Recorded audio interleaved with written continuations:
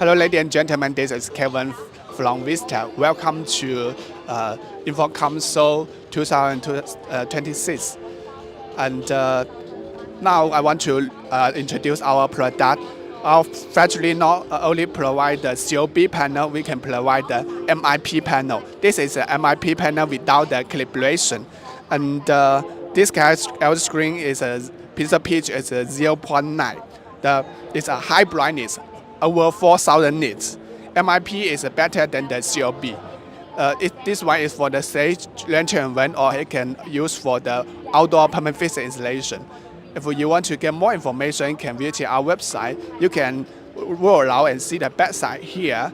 Backside here, you can see the design is very convenient for us to use. We had the safety tile to make sure and not the module not fall down to and with the damage.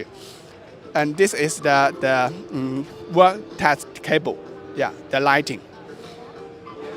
This is awesome LCD screen. If you want to get more information and portray the LCD screen, can visit our website and contact with us.